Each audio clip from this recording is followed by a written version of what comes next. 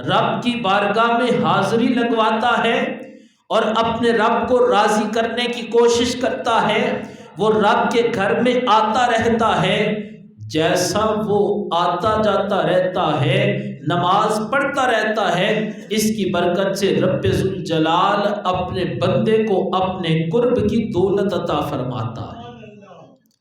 لیکن نماز اگر بندہ نہیں پڑھتا تو سمجھ لو کہ وہ بندہ اپنے رب سے دور ہو رہا ہے۔ جو نماز پڑھے، نماز رب کے قریب کر دیتی ہے۔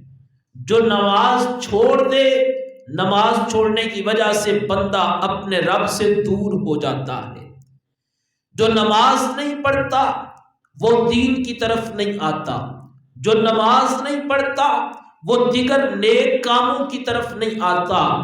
اس کا سبب یہ ہے کہ نماز دین کا ستون ہے، جو ستون کو چھوڑ دے وہ دین سے دور ہوتا جاتا ہے۔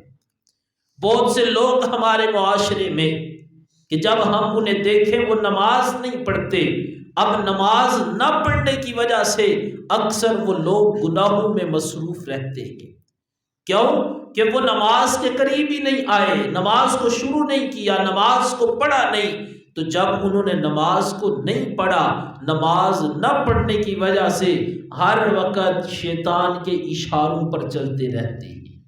شیطان نے جس طرف لگا دیا اسی طرف لگ گئے، شیطان نے جس طرف کہا چل پڑو چل پڑے۔ لیکن جو بندے نماز پڑھتے رہتے ہیں، نماز کی برکت سے اللہ انہیں بے حیائی اور برائی کے کاموں سے روک لیتا ہے۔ ایک نہ ایک دن نماز اپنا رنگ ضرور دکھاتی ہے۔ جس طرح گزشتہ جمعۃ المبارک پر میں نے ان الفاظ پر اپنی تقریر کا اختتام کیا تھا کہ جب بندہ نماز کے لیے حاضر ہوتا ہے اور رب کی بارگاہ میں کھڑے ہو کر اپنی زبان سے ان الفاظ کو ادا کرتا ہے، اللہ اکبر، اے اللہ تو سب سے بڑا ہے۔ یہ جملہ زبان سے بندہ بول رہا ہوتا ہے اور اس کا دماغ اس کو تسلیم کر رہا ہوتا ہے۔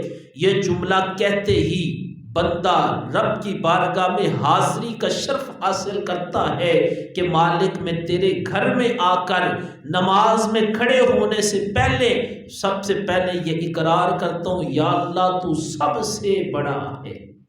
پھر بندہ کہتا ہے سبحانک اللہم، اے میرے رب، تیرا بندہ تیری بارگاہ میں آ کر اقرار کر رہا ہے یا اللہ تیری ذات بڑی پاک ہے۔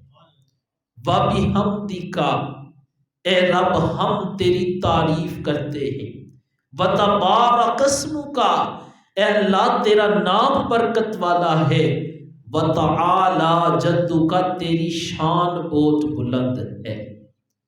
مجھے بتاؤ، جب اللہ کا بندہ اللہ کے گھر میں آئے اور نماز میں کھڑا ہو کر اپنی زبان سے یہ الفاظ ادا کرتا ہے اور ذہن میں اس کے ان الفاظ کے معانی بھی ہیں، تو ذرا سوچو کہ نماز پڑھتے ہوئے اس کو کتنا سرور آتا ہے۔ پھر وہی بندہ اعوذ باللہ بسم اللہ پڑھنے کے بعد وہ کہتا ہے الحمدللہ رب العالمین، تمام تعریفیں اس اللہ کے لیے جو تمام جہانوں کو پالنے والا ہے۔ بندہ یہ لفظ جب کہتا ہے کہ مالک تمام تعریفیں اس اللہ کے لیے جو تمام جہانوں کو پالنے والا ہے، تو رب اپنے بندے سے کتنا خوش ہوتا ہے۔ پھر بندہ عرض کرتا ہے الرحمن الرحیم، بہت مہربان ہے، وہ بہت رحم فرمانے والا ہے۔ مالک یوم الدین، قیامت کے دن کا مالک ہے۔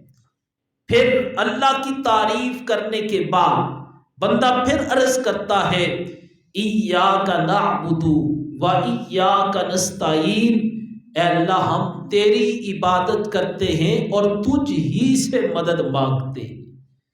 رب بھی راضی ہوتا ہے، بندہ میرا ہے، آیا میرے گھر میں ہے، کھڑا میری بارگاہ میں ہوا ہے اور آ کر میری تعریف کر رہا ہے اور پھر مجھ سے دعا کرنے لگا ہے کہ مالک ہم تیری عبادت کرتے ہیں، تجھ ہی سے مدد مانگتے ہیں، اہدنا الصراط المستقیم، اے اللہ ہمیں سیدھے راستے پر چلا۔ جو میں نے آیت پڑھی اور میں نے کہا کہ نماز بندے کو روک دیتی ہے، نماز اپنا رنگ دکھا دیتی ہے، ایک دن آ جاتا ہے نماز کی برکت سے بندہ نماز کی برکت سے گناہوں کو چھوڑ دیتا ہے۔ اور اگر ادھر غور کریں بندہ آ کر کرتا کیا ہے، رب کی تعریف کر کے کہتا ہے مالک ایاک نعبد و ایاک نستعین اہدنا الصراط المستقیم، اے اللہ میں تیرے گھر میں آ کر تجھ سے یہی دعا کرتا ہوں مالک مجھے سیدھے راستے پر چلا۔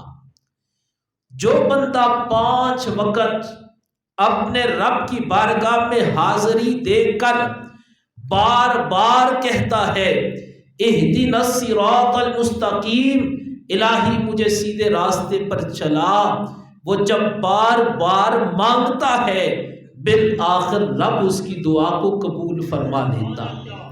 پھر اس کا فائدہ کیا ہوتا ہے کہ رب صراط مستقیم پر چلاتا ہے اور اپنے بندے کو گناہوں سے بچا لیتا ہے۔ یہ ہے کہ رب فرماتا ہے نماز تمہیں روک دیتی ہے بے حیائی اور برائی کے کاموں سے، کیسے؟ جب تم بار بار اللہ کی بارگاہ میں آ کر یہ دعا کرتے ہو کہ اہدنا الصراط المستقیم، اے اللہ مجھے سیدھے راستے پر چلا۔ کس راستے پر؟ بندہ پھر یہ دعا کرتا ہے صراط الذین انعمت علیہم، اے اللہ ان لوگوں کے راستے پر چلا جن پر تو نے انعام فرمایا ہے۔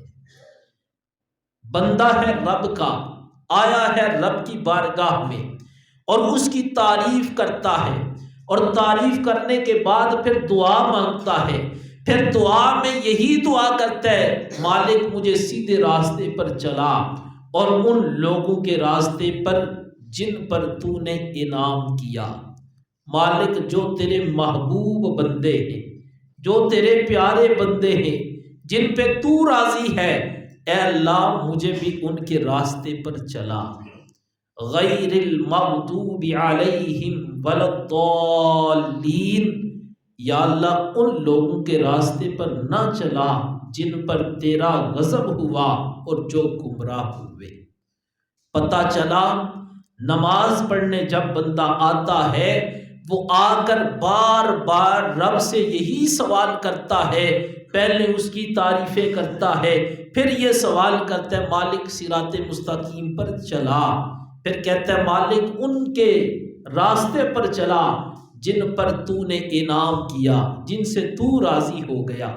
پھر بندہ عرض کرتا ہے مالک ان کی طرف نہ لے کر جانا، ان کے راستے پر نہ چلانا جن پر تیرا غضب ہوا، جو گمراہ ہوئے، جنہوں نے تجھے چھوڑ دیا۔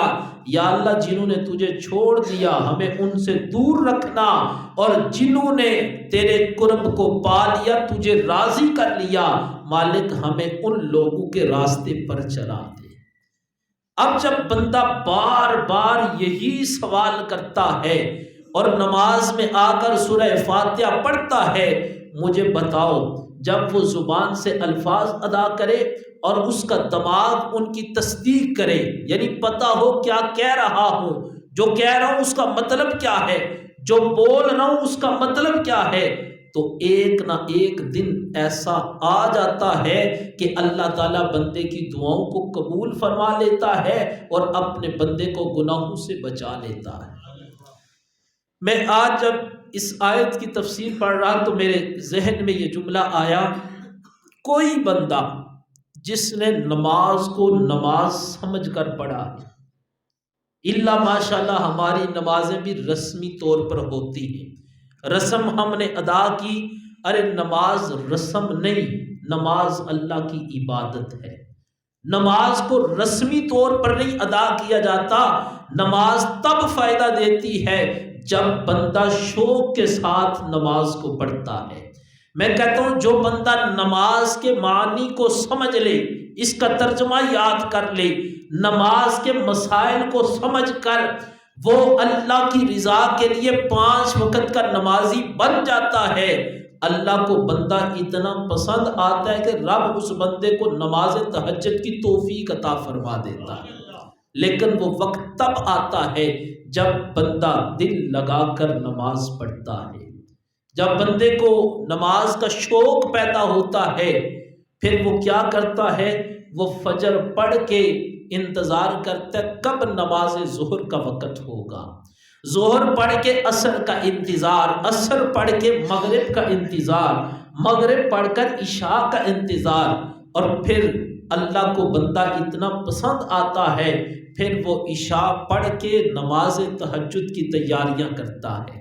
وہ کہتا ہے میں نے اٹھ کر نماز تہجد کو بھی ادا کرنا ہے۔ یہ برکت تب نصیب ہوتی ہے جب بندہ نماز شوق کے ساتھ پڑھتا ہے۔ لیکن اگر نماز بندہ نہ پڑھے، اس کا نقصان کیا ہے؟ اللہ تعالیٰ قرآن مجید کے اندر فرماتا ہے فویل للمصلین، فرمایا ان نمازیوں کے لیے خرابی ہے، ایسی الذین هم عن صلاتهم ساہون، وہ نمازی جو اپنی نمازوں کو بھولے ہوئے ہیں۔ فرمایا فویل للمصلین، ان کے لیے جو نمازی ہیں، الذین هم عن صلاتهم ساہون، لیکن اپنی نمازوں کو بھولے ہوئے ہیں۔ کیسی نماز؟ دل کیا نماز پڑھی تو دل کیا نماز کو چھوڑ دیا، موسم آیا تو نماز شروع کر دی، موسم گیا تو نماز کو چھوڑ دیا، جب دل نے کہا پڑھو تو پڑھ لی، دل نے کہا نہ پڑھو، شیطان رکاوٹ بن گیا تو نماز کو چھوڑ دیا۔ اللہ کا قرآن کہتا ہے فویل للمصلین، ان نمازیوں کے لیے بربادی ہے، الذین هم عن صلاتهم ساہون، جو اپنی نمازوں کو بھولے ہوئے ہیں۔ پھر نماز نہ پڑھنے کا عذاب کیا ہے؟ پارہ نمبر 29 ہے، سورہ مدثر ہے۔ رب فرماتا ہے قیامت کا دن ہوگا، جو لوگ جہنم میں جائیں گے ان سے پوچھا جائے گا ما سلککم فی سقر، ارے کون سا جرم کیا جو تمہارا جرم آج تمہیں جہنم میں لے آیا؟ ما سلککم فی سقر، کون سا جرم کیا، کس وجہ سے جہنم میں آئے؟ بندہ پکار کر کہے گا قالوا لم نک من المصلین، کہتے ہیں قالوا، وہ کہے گا لم نک من المصلین، ہم نماز نہیں پڑھتے تھے۔ پتہ چلا بے نمازی قیامت کے دن جب پوچھا جائے گا ما سلککم فی سقر، بندے بتا کیوں آیا جہنم میں؟ بندہ کہے گا قالوا لم نک من المصلین، ہم نماز نہیں پڑھتے تھے۔ اب نماز نہ پڑھنا کتنا بڑا گناہ ہے۔ میرے اور آپ کے کریم محبوب علیہ السلام فرماتے ہیں ہماری نمازیں کبھی تو ہفتے کے بعد نماز، کبھی مہینے میں نماز، کبھی ہفتے میں نمازیں چھوٹ جاتی ہیں۔ نماز کا مطلب یہ نہیں کہ کبھی کبھار پڑھو، ہر مسلمان عاقل بالغ پر 5 وقت نماز کیا ہے جی؟ فرض ہے۔ میرے اور آپ کے قریب محبوب اگر سرکار کا یہی فرمان ہم یاد کر لیں، ہماری زندگیاں بدل سکتی ہیں۔ جب اذان ہو اس وقت سرکار کا یہ فرمان یاد کرو۔ امام الانبیاء نے فرمایا جو شخص جان بوجھ کر ایک نماز چھوڑتا ہے، ادھر یہ نہیں کہا کہ ہفتہ یا مہینہ، فرمایا جان بوجھ کر ایک نماز چھوڑتا ہے، اس کا نام جہنم کے باہر لکھ دیا جاتا ہے۔ اب میرا اور آپ کا، ہمارا ذہن کیا ہے، منزل کیا ہے؟ میں آپ سے پوچھوں بتاؤ کدھر جانا ہے؟ ایک جنت کا راستہ، ایک جہنم کا راستہ۔ ہر مسلمان کہتا ہے میں نے جہنم میں نہیں جانا، میں نے جنت میں جانا ہے۔ جانا ہم نے جنت میں ہے۔ نماز نہ پڑھ کے ہم جہنم کے راستے پر چل رہے ہیں۔ اگر کسی سے پوچھا جائے آپ نے کدھر جانا، کہے گا میں نے مسجد میں جانا ہے، اور وہ بازار کے راستے پہ چل رہا ہو، آپ کہو گے یا تو یہ پاگل ہے، بے وقوف ہے، یا اس کو پتہ نہیں، ارے ہم نے جانا جنت میں ہے لیکن جو راستہ اختیار کیا وہ جہنم کا ہے۔ جب نماز نہیں پڑھیں گے تو نماز پڑھ کے ہم جہنم کا راستہ اختیار کر رہے ہیں۔ امام الانبیاء فرماتے ہیں جان بوجھ کر ایک نماز جو بندہ چھوڑتا ہے، فرمایا اس کا نام جہنم کے دروازے کے باہر لکھ دیا جاتا ہے۔ مجھے اور آپ کو سوچنے کی ضرورت ہے، جب مسجد میں اذان ہو رہی ہو بس اتنا سوچ لو، اگر میں نے ایک نماز چھوڑی، ایک نماز، صرف ایک نماز، باقاعدہ حدیث کے الفاظ ہیں، اگر میں نے ایک نماز چھوڑی تو نماز چھوڑنے کی وجہ سے میرا نام جہنم کے باہر لکھ دیا جائے گا۔ اب پتہ نہیں کتنے ہزار مرتبہ ہمارے نام جہنم کے باہر لکھے ہوں گے۔ تو جب نام لکھ دیا جائے، کسی تھانے میں کسی کا نام لکھ دیا جائے تو بندہ کہتا ہے کہ نام ختم کروا دوں، میرا کردار خراب ہوگا۔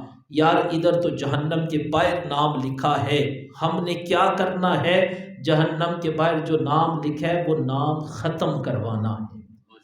ادھر سے نام ختم کیسے ہو سکتا ہے؟ جو نمازیں قضا ہوئی ان کو ادا کریں اور آج کے بعد اپنے دل سے عہد کریں کہ جب بھی اذان ہوگی میں نماز پڑھوں گا۔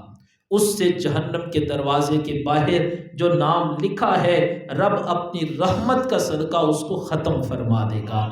اللہ تعالیٰ عمل کی توفیق عطا فرمائے اور ہمیں نماز کی پابندی کی توفیق عطا فرمائے۔